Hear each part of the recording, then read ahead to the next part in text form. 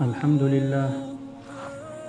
لله وحده والصلاة والسلام على من لا نبي بعده. أما بعد فأعوذ بالله من الشيطان الرجيم. بسم الله الرحمن الرحيم. إذا دخلتم بيوتا فسلموا على أنفسكم. وقال رسول الله صلى الله عليه وسلم: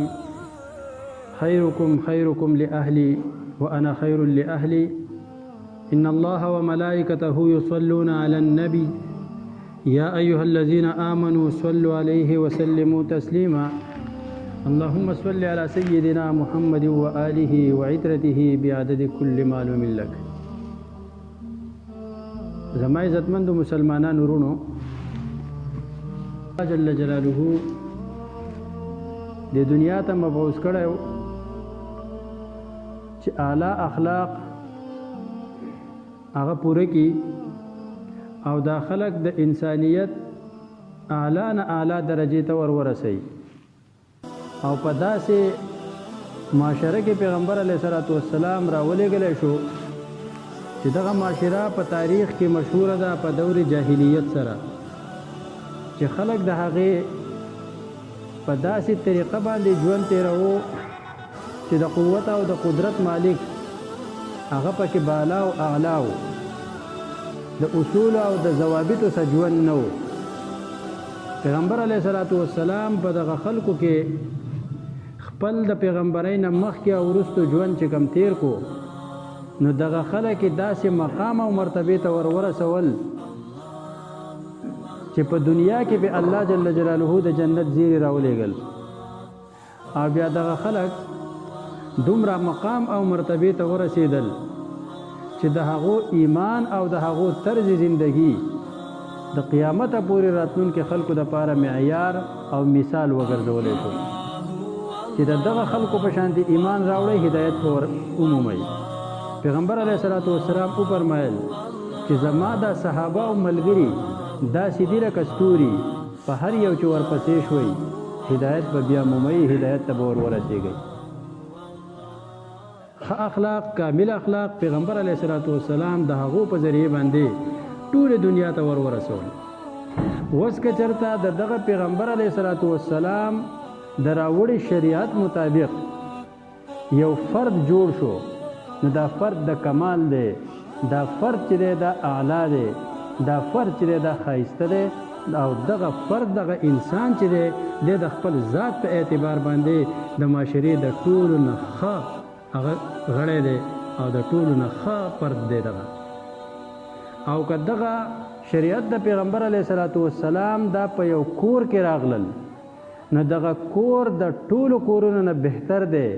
د دې ژوند د دې اوسیدونکي د دې د یو بل سره هغه ګذران چې دی دا به بیا د راحت او د سکوني. او که دغه پیغمبر دغه شریعت دا په یو معاشره کې راشي، دا په یو علاقه او وطن او ملک کې راشي، نو دغه ملک او دغه علاقه دا هم هغه د ټولو نه اعلی بهتره د کمال او د اتفاق او د ورورولۍ به جوړه شي. خو چې بګړاو کوم ځای کې جوړ دی، د هغې چې موږ ویښ ولټو، نو اصل وجه او دغه سبب به د هغې دا وي چې موږ به د پیغمبر علیه الصلاۃ والسلام د راوړي شریعت د هغې د حکم پاسداري نه کوو. دغه حکم د شریعت هغه به موږ نه منو یا به پې عمل نه کوو. چې کله هم د شریعت نه خلاف په یو ځای کې وشو، هلته به بګړاو جوړېږي، هلته به نقصان او فساد جوړېږي. که دا په یو فرد کې، نو دغه فرد هغه بیا د معاشرې دپاره ښه نه او د خپل ذات په اعتبار باندې هم ښه نه. هغه خلک بدکرداره وایي، هغه ته خلک بدماش وایي، هغه ته خلک ناکاره وایي. که دغه خلاف د شریعت دا په یو کور کې راشي، نو دغه کور د کمال نشي جوړېدی، دې کې به بیا خامخا بګړاوي. او که چېرته دا په ملک او په وطن کې خلاف د شریعت کیږي او په هغې باندې عمل نه وي، دغه ځای به هم بګړاو، دغه ځای به هم نقصان، دغه ځای به هم فساد جوړېږي. ځکه چې د الله جل جلاله دغه رالیږلی شریعت چې دی، په دې کې الله جل جلاله دغه حق پوره ورکړی دی. ان الله اعطى كل ذي حق حقه. الله تعالی هر حقدار ته دغه حق پوره ورکړی دی. نن سبا چې خلک د هیومن رایټ د انساني حقوقو چغې وهي، نو اسلام او شریعت هغه د انساني حقوق پرېږده، حیواني حقوق یې ورکړي دي. زناورو له هم اسلام حقوق ورکړي دي، تر دې حده پورې چې شریعت کې پیغمبر علیه السلام دومره وړې خبرې ته هم اشاره کړله چې لا تتخذوا ظهور دوابکم منابر، تاسو د خپلو څاروو د ملاګانو نه منبرونه مه جوړوئ چې په هغې ولاړې او خبرې کوئ.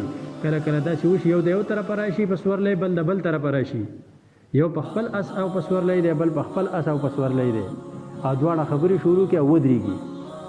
دې کې وجه دا د محدثین فرمایي چې کله هم یو څاروی یو ځناور رواني او د باندې بوج پروت دی، دی ډېر نه محسوسوي، ځکه دا بدلیږي، کله یوې خپې ته او کله بلې خپې ته. خو چې کله دا ودرېږي نو دا ټول زور په ملا باندې راشي. نو چې سړی ولاړي او په اس باندې یا په اوښ باندې دی لپاسه دی او د یو بل سره خبرې کوي، نو دا بوج چې دی دا په دې څاروي په ملا په یو ځای راځي، دی ستړی کېږي. پیغمبر علیه الصلاة والسلام فرمایل دې خبرې ته چې تاسو د ځناور سره دومره هم زیاتی مه کوئ چې تاسو رواني ودرېږئ او په څاروي لپاسه ناستې او خبرې کوئ. د دې نه بل انساني حق کیدی شي؟ په شریعت کې دا هم ناروا دي چې لا تتخذوا شیئا فیه الروح غرضا، هغه شی چې په هغې کې ساه دی د دې نه به تاسو نښه نه جوړوئ. تاسو یو شی کیدی، جاندار شی کیدی او په هغې به تاسو ولئ او نښه ترې جوړه کوئ، دا ناروا او حرام دي. دا هم په شریعت کې ناروا او حرام دي چې یو حیوان هغه ستا په قابو کې راغی، سړی ښکار کوي او دې ته زخمی کو ته نیولی شي، نو په دې به دوباره ته بل گزار نه کې، ځکه دله ته د ضرورت نه زیات تکلیف ورکې، او د ضرورت نه زیات تکلیف ورکول څاروي ته هم حرام او ناروا دي. په دې وجه باندې چې کله هم سړی څاروی ذبح کوي نو په پسه چاړه باندې د هغې صفا کول مکروه دي، دا حلالونکی په دې باندې هغه ګناهګاریږي. څاروی ذبح کول دومره په ښکته مرۍ ته دغه بول چې د سټ هډوکي ته ورسې چاړه، دا مکروه دي. ولې؟ د دې ټولو وجه دا ده چې د ضرورت نه زیات تکلیف ورکول دي ځناور ته او حیوان ته. نو اسلام او شریعت نور هم داسې دي چې د ځناورو کم حقوق دي په هغې کې په اسلام کې چې کم ذکر دي، که زه اوس ذکر کوم نو 10-12 منټه په هغې باندې لا سیوا به پې ولګي، دا خپل خبره به رانه پاتې شي. نو اسلام چې کم حقوق ورکړي دي نو انساني څه کې چې هغه حیوان ورکړي دي. نو کم خلک چې چغې وهي د انساني حقوقو او په دې نوم کې پسې پرده د اسلام د احکامو او د اسلام د تعلیماتو د هغې کم هتک کوي، د هغې کم استهزا کوي، نو دا خلک حقیقت دا دی چې یا خو مسلمانان نه دي جدا چل کوي د اسلام خلاف، یا که مسلمانان دي نو د اسلام او د قرآن د اصولو نه خبر نه دي چې تعلیمات د اسلام څه دي. قرآن او حدیث د پیغمبر علیه الصلاة والسلام زندگی هغه د انساني حقوقو څه چې د حیواني حقوقو نه څومره ډکه ده د دې نه دي خبر، خو صرف دغه اعتراض ته نیغ ناست دي چې دا په اسلام کې داسې دي او په دین کې داسې دي او ملایانو دا چل داسې وکړو او ملاګانو دا چل داسې وکړو. دا دین د ملا د پلار نه دی، دا د ټولو مسلمانانو دی. په اسلام کې د ملایت تصور نشته. ګوره دا یو خبره واورئ، په اسلام کې د ملایت تصور نشته. دا خو زموږ د خلکو هغه کمزوري ده، دا خو زموږ د خلکو هغه جهالت دی چې هغه دین داسې کو چې دا د پوجا پاټ یو نوم وګرځو. نور چې هر مسلمان دی پکار دی چې په قرآن او د پیغمبر علیه السلام په حدیثو او د نبی علیه السلام په سنت او په عملي ژوند په ټولو باندې پوهی. دا مشترک دی د ټولو مسلمانانو. دا به چاره اوسېږي چې دا مولا دی، دا دینداره دی، دا بېدینه مسلمان دی، دا دیندار مسلمان دی. په مسلمان کې بېدینه کم دی، دا په خپله د خلکو جوړ کړي دي، دا د خلکو تصورات دي، دا د خلکو تقسیمات دي. په اسلام کې دا نشته چې بېدینه مسلمان او دیندار مسلمان. ټول مسلمانان چې دي ټول دا به دیندار وي، دا به په قرآن او په حدیث باندې پوهی. نن سبا زما او ستا او د مسلمانو سال دی، په قرآن په ناظره نه پوهېږو، د مانځه په ترجمه نه پوهېږو چې الله ته ودرېږو دا موږ څه وایو، په څه تصور ودرېږو. همدغه خلک راپاسي، دغه خلک په روډونو باندې بیا لګیای، همدغه خلک بیا په سوشل میډیا باندې لګیای د اسلام د تعلیماتو د هغې مذاق کې د انساني حقوقو په ضمن کې.